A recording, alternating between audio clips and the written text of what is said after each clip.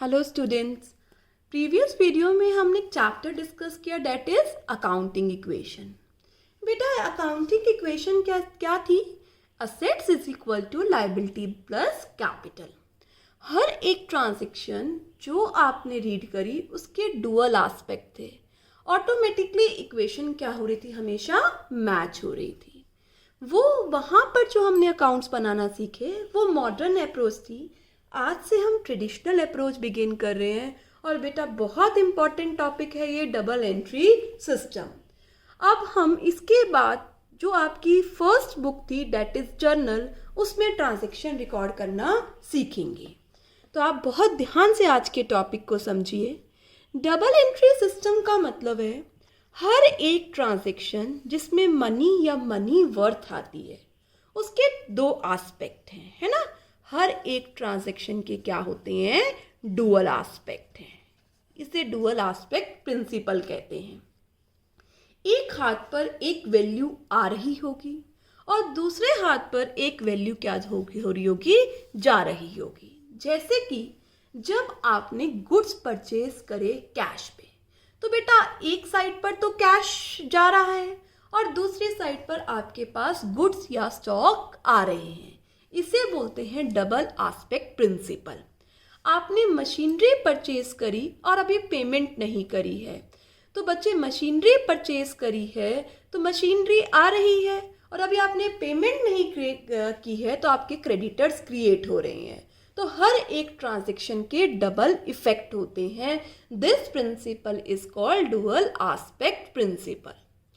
एक double entry system की book सबसे पहले लुका पकौली ने लिखी थी 1494 में। लुका पकौली एक रेजिडेंट है वेनिस सिटी का, इटली में। ऑलराइट, उसके बाद बहुत सारे वर्जन्स आए बुक कीपिंग पे जिन्होंने अमेंडमेंट्स दी, ठीक है, कि कैसे हम अकाउंट्स में जर्नल एंट्री करते हैं। डबल एंट्री सिस्टम के कुछ फीचर्स हैं। हर एक बिजनेस ट्रांजैक्शन के दो अकाउंट्स को इफेक्ट करता है। जैसे कि अभी अभी हमने डिस्कस किया कि हर एक ट्रांजैक्शन का डुअल एस्पेक्ट होता है। बेटा हम यहाँ पर पर्सनल इम्पर्सनल नेचर के सभी अकाउंट्स को रिकॉर्ड करते हैं। जो डुअल एस्पेक्ट कॉन्सेप्ट है उसमें हो सकता है दोनों अकाउंट पर्सनल हो सकता है एक अकाउंट पर्सनल और एक अकाउंट इम्पर्सनल और हो सकता है दोनों अकाउंट इम्पर्सनल हो। अभी हम थोड़ी सी देर में डिस्कस करने वाले हैं पर्सनल और इम्पर्सनल अकाउंट्स हैं क्या। बेटा कुछ रूल्स बनाए हैं जिस रूल्स को हमें फॉलो करना पड़ेगा जर्नल एंट्री के लिए। ये एक स्पेसिफाइड रूल्स हैं, आप इन्हें रूल्स को चेंज नहीं कर सकते हैं। इसीलिए अकाउंटेंसी में फ्लेक्सिबिलिटी नहीं है। ये कंसेप्ट, कन्वेंशंस, अजम्पशंस पर बेस्ड है। उन रूल्स के अकॉर्डिंग जर्नल एंट्री करने के बाद हम अर्थमेटिकल एक्यूरेसी चेक करते हैं, क्या बनाकर? ट्रायल बैलेंस बनाकर, जो सब्सिक्वेंट वीडियोस में हम सीखेंगे। तो आज हमारा टॉपिक जो हमें सीखना है वो है क्लासिफिकेशन ऑफ अकाउंट्स। बेटा इसे अपनी नोटबुक्स में मेरे साथ चार्ट बनाओ और नोटिंग कर लीजिए बेटा, बहुत बहुत इम्पॉर्टेंट टॉपिक है। इसके बिना बेटा आप जर्नल एंट्री नहीं कर सकते। आज में हम अकाउंट्स की क्लासिफिकेशन सीखेंगे और साथ में कुछ गोल्डन रूल्स पढ़ेंगे। तो कल तक आपको ये क्लासिफिकेशन और गोल्डन रूल्स बहुत अच्छे से मगअप होने चाहिए। ऑलराइट, चलो लेट अस प्रोसीड। अकाउंट्स को दो पार्ट्स में क्लासिफाई करो। सबसे पहले one is personal account and second one is impersonal account. अभी थोड़ी देर पहले आपने पढ़े थे दोनों वर्ड्स कि डबल एंट्री में दोनों अकाउंट्स रिकॉर्ड होते हैं, पर्सनल इम्पर्सनल दोनों आप रिकॉर्ड करेंगे। आज अब हम पढ़ रहे हैं पर्सनल और इम्पर्सनल अकाउंट्स हैं क्या। बेटा नाम से ही क्लियर है, देखो पर्सनल अकाउंट जो किसी इंडिविजुअल जैसे राम, श्याम, मोहन, जो वीडियोस देख रहे हैं वो भी सब इंडिविजुअल है ना बेटा। कोई फर्म, कोई कंपनी या कोई इंस्टीट्यूशन का नाम होता है तो उसे बोलते हैं वो पर्सनल अकाउंट है। ठीक है बेटा। जैसे बैंक अकाउंट हो गया बेटा, बैंक अकाउंट किसी पर्सन के नेम से खुलता है ना। कैपिटल प्रोप्राइटर की होती है, ड्राइंग्स भी प्रोप्राइटर करता है। तो ये सब क्या होते हैं? Personal account. पर्सनल अकाउंट यहाँ पर मैंने 3 पार्ट्स में क्लासिफाई किए हैं, अच्छे से समझना है आपको। One is natural person, one is artificial person and next one is representative personal. Yes बेटा, नेचुरल पर्सन मीन्स जिसे गॉड ने क्रिएट किया है, जैसे आप लोग हैं, है ना बेटा। मोहन का अकाउंट, सोहन का अकाउंट, प्रोप्राइटर का अकाउंट, ड्राइंग्स का अकाउंट, डेटर भी एक पर्सन है, क्रेडिटर भी एक पर्सन है। तो ये क्या है? नेचुरल पर्सन, जिसे गॉड ने क्रिएट किया है। ऑलराइट, नेक्स्ट आता है आर्टिफिशियल पर्सन। आर्टिफिशियल का पर्सन का मतलब है जिसकी कोई फिजिकल एग्जिस्टेंस नहीं है। बेटा आप उसकी तरह वो लिविंग बीइंग नहीं है। जैसे किसी फर्म का अकाउंट है ना, जैसे मेरी फर्म का नाम है ग्रोवर तन्वी एंड कंपनी, तो बच्चे ये आर्टिफिशियल पर्सन है। कोई इंस्टीट्यूशन है जैसे आरपीएस हो गया, इट इज आर्टिफिशियल पर्सन। कोई कंपनी है, रिलायंस इंडिया हो गया, टिस्को हो गया, बेटा ये क्या है? आर्टिफिशियल पर्सन्स हैं। कोई इंश्योरेंस कंपनी है, कोई गवर्नमेंट डिपार्टमेंट है, तो ये सारे किसके अंडर कवर होते हैं? आर्टिफिशियल पर्सनल अकाउंट में, जिनका कोई फिजिकल एग्जिस्टेंस नहीं है। ऑलराइट, नेक्स्ट आता है रिप्रेजेंटेटिव पर्सनल, जहां पर अकाउंट एक पर्सन या ग्रुप ऑफ पर्सन को रिप्रेजेंट करता है, बेटा वो होता है रिप्रेजेंटेटिव पर्सनल। जैसे आउटस्टैंडिंग सैलरी है, तो आउटस्टैंडिंग सैलरी बहुत सारे पर्सन्स की है ना, तो ये रिप्रेजेंटेटिव पर्सन है।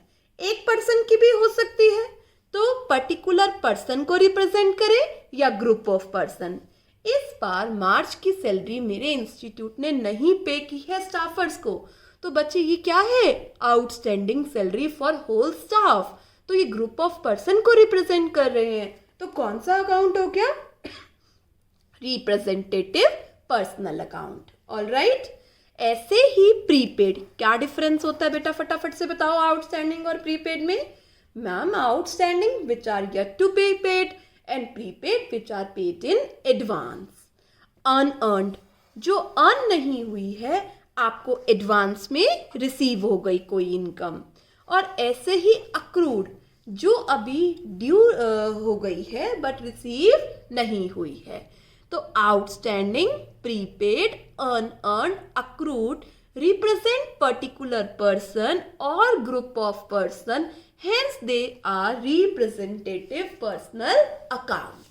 Let us mug up once again. Personal account means कोई इंडिविजुअल, फर्म, कंपनी, इंस्टीट्यूशन का अकाउंट है। Divided into 3 parts: natural person, artificial person, representative personal. ठीक है बेटा, natural persons which are created by God, artificial we do not have physical existence like firm, company, institution, and representative personal बच्चे which represent a particular person or group of person. There are 4 things which are covered in representative person, that is outstanding, prepaid, unearned and accrued. Now write down the golden rule of personal account with me. Yes, write down the rule of personal account. Personal account का rule है debit the receiver, DR stand for debit, CR stand for credit, credit the giver. बेटा जो भी transaction आपके सामने आएगी उस transaction की आपको जर्नल एंट्री बनानी है। तो उस ट्रांजैक्शन में सबसे पहले आपको आइडेंटिफाई करना है कि ये पर्सनल नेचर का है या अभी मैं और बताती हूँ इम्पर्सनल नेचर का है।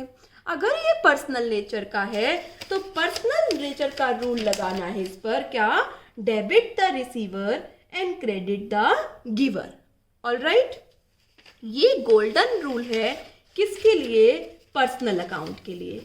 तो पर्सनल अकाउंट का रूल लगा क्या? Debit the receiver and credit the giver. Suppose करो मुझे हरी से पैसा रिसीव हो रहा है, तो हरी मुझे पैसा दे रहा है, तो हरी इज गिवर। मैं हरी को क्या कर दूंगी, एंट्री में क्रेडिट कर दूंगी। ऑलराइट, मैं धीरे धीरे आपको ये सब बातें सिखाऊंगी। लेट अस सपोज मोहन को मैंने कैश पे किया है, तो मोहन कैश रिसीव कर रहा है, तो मोहन इज रिसीवर, तो मैं मोहन को क्या कर दूंगी, डेबिट कर दूंगी। ऑलराइट बच्चे, अगले अकाउंट पर आते हैं। पर्सनल क्लियर है? पर्सनल का रूल बोलो सब मेरे साथ। पर्सनल अकाउंट का रूल है debit the receiver and credit the giver. बिल्कुल करेक्ट। अब आओ बच्चे इम्पर्सनल अकाउंट्स पर। इम्पर्सनल अकाउंट दो हैं, one is real account and another one is nominal account. सबसे पहले हम रियल अकाउंट को पढ़ते हैं। बेटा जो प्रॉपर्टीज हैं आपकी बिजनेस की, वो क्या होते हैं, रियल अकाउंट। मीन्स सारे असेट्स किसके अंदर फॉल हो जाते हैं, रियल अकाउंट में। जैसे कैश हो गया, जैसे फर्नीचर है, मशीनरी है, गुडविल है, बिल्डिंग है, ये क्या है, real account. Now make a difference between personal and real. Personal include account of persons and real include accounts of assets. All right. Now assets are divided into two parts. One is tangible, another one is intangible real account. Now make a difference between tangible and intangible. Tangible which you can feel, touch and have physical existence. जैसे land, building, plant and machinery, ये किस में आ गया, tangible में। और intangible बताओ, patents, goodwill, trademarks, copyright, ये क्या है, इंटेंजिबल। Got it. तो रियल अकाउंट्स में क्या आते हैं आपकी प्रॉपर्टीज, जो असेट्स है ना आपके बिजनेस के पास, वो रियल अकाउंट में आते हैं। तो अब रियल अकाउंट का रूल लिखिए मेरे साथ। यस, रियल अकाउंट का रूल है debit what comes in, write down, debit what comes in and credit what goes out. Debit what comes in and credit what goes out. Yes, let us suppose आपने machinery खरीदी cash के लिए, cash देकर machinery खरीदी है, तो both are asset, both comes under real account. What is coming in the business, machinery, तो machinery को क्या करना है, debit. Machinery is come inside the business, debit what comes in. And what is goes out, absolutely correct, cash, तो cash को क्या करना है, क्रेडिट करना है।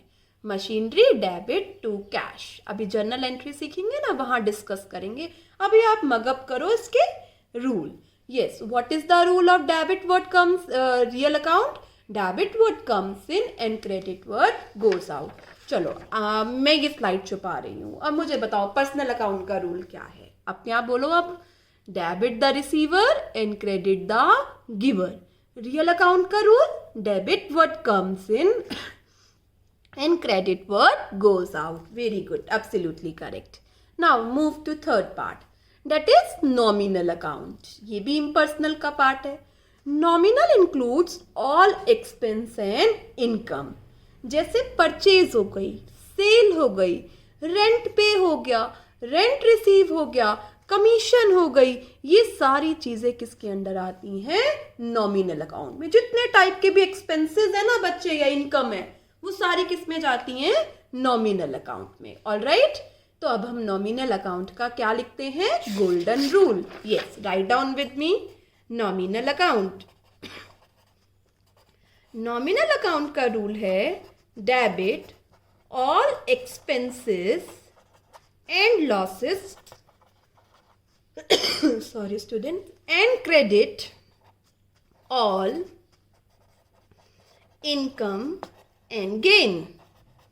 सभी इनकम और गेन को क्या कीजिए, क्रेडिट। जो भी एक्सपेंसेस और लॉसेस है उन्हें क्या कीजिए, डेबिट। यस बच्चे बताओ, सैलरी पे की, इट्स एन एक्सपेंस, क्या करना है, डेबिट।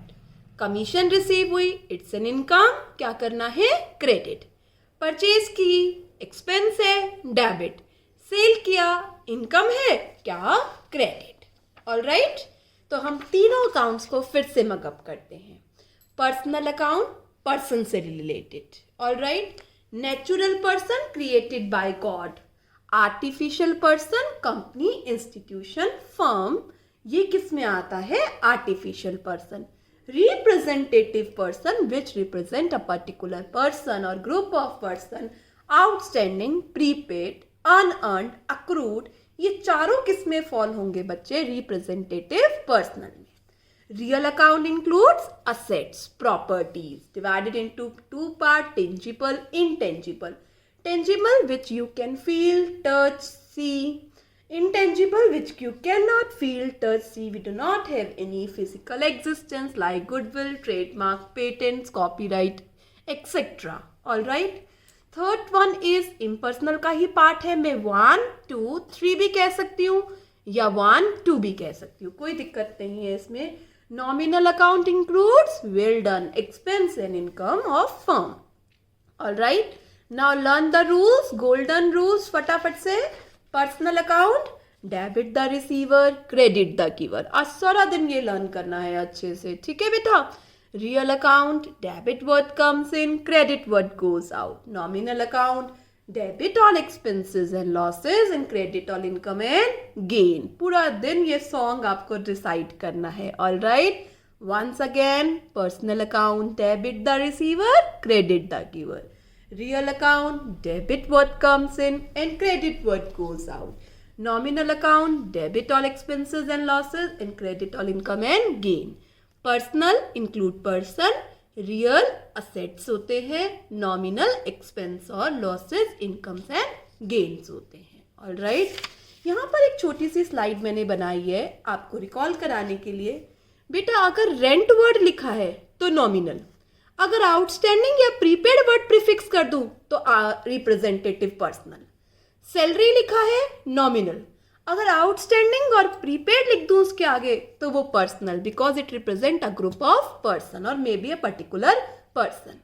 कमीशन वर्ड लिखा है नॉमिनल, आउटस्टैंडिंग कमीशन या अनअर्न्ड कमीशन या कमीशन रिसीव्ड इन एडवांस या अक्रूड कमीशन पर्सनल. ऐसे ही इंटरेस्ट वर्ड लिखा हुआ है, इसका कुछ प्रीफिक्स या सफिक्स लग जाता है तो क्या बन जाता है ये बच्चे? Personal account. ये स्लाइड आप जरूर अपनी नोटबुक्स में राइट डाउन कर लेना. वैसे सब स्लाइड्स आपको अपनी नोटबुक में नोट डाउन करनी है. चलो, are you ready? Now we will do a exercise. All right. आप बताना, मैं लिख के जाऊंगी, ठीक है? मुझे ऑडिबल नहीं है बट फिर भी लेट अस सपोज मुझे ऑडिबल है. शुरू करो. यहाँ पर मैंने आपके पास 20-25 अकाउंट्स लिखे हैं.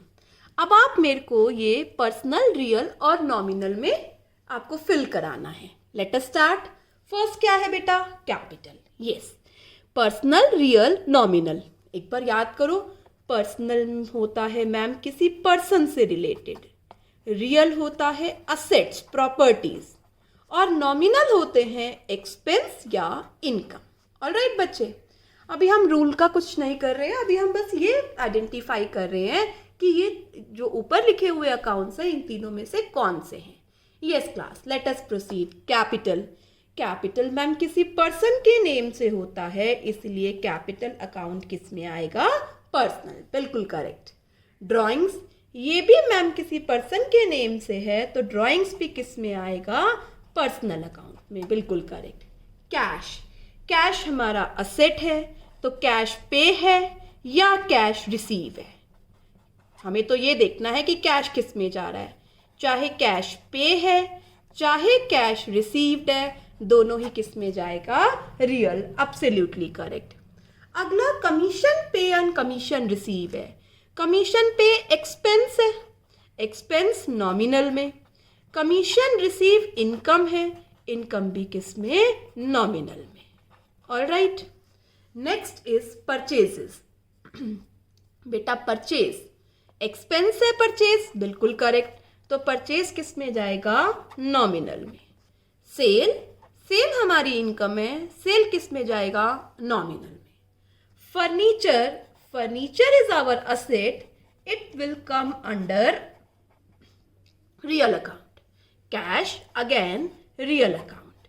बैंक, मैम बैंक भी असेट है, बिल्कुल करेक्ट बेटा, बैंक अकाउंट किसी पर्सन के नेम से खुलता है, इसीलिए प्लीज रिमेंबर कि बैंक किस में जाएगा, पर्सनल में, और कैश किस में जाएगा, रियल में। याद रखनी है ये बात। रीजन क्या है, bank account opens from a particular person's name, hence it will be classified as personal account, और कैश बेटा किसी पर्टिकुलर पर्सन का नहीं है।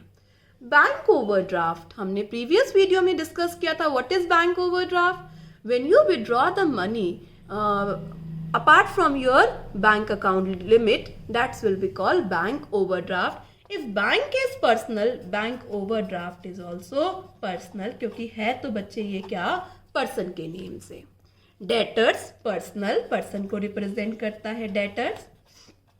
Creditors also personal, very good. Travelling expenses, ma'am it's an expense, hence it will be classified under nominal account. Goodwill it's intangible, real account होगा तो real account में, rule तो सेम ही है। Patents it also real account. Salary it's nominal account. Well done. यहाँ पर आ गया अब outstanding salary. Yes class, ma'am outstanding prefix या सफिक्स ऐड हो जाए किसी भी एक्सपेंस और इनकम में तो वो क्या है, personal account. Outstanding salary is personal. Insurance बच्चे एक्सपेंस है, कुछ प्रीफिक्स सफिक्स नहीं है, insurance nominal. Insurance prepaid, again एक सफिक्स या प्रीफिक्स लग गया है इसके आगे, prepaid insurance, it is personal.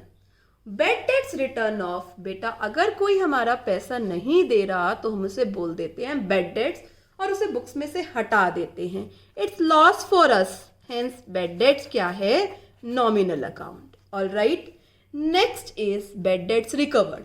अगर वो हमारा पैसा दे देते हैं बच्चे, जिसे हमने बेड डेट्स मान लिया था, तो जो रिकवरी हुई है वो क्या कहलाती है, bad debts recovered. It is income, hence it will be classified under nominal account.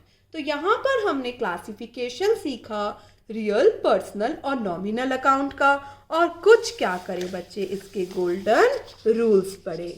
आज आप यहाँ तक कॉन्सेप्ट को रिवाइज करो। इवनिंग में आपको असाइनमेंट मिलेगी जिसमें आपको अलग अलग अकाउंट्स में क्लासिफाई करना होगा गिवन ट्रांजैक्शन को। ऑल राइट बच्चे, hope you understand the different types of account, their golden rule. Please revise the video again and again, ताकि आपको ये गोल्डन रूल कल तक लर्न हो जाए जब हम नई वीडियो जर्नल एंट्री की बनाएं। All right students, bye bye, have a nice day.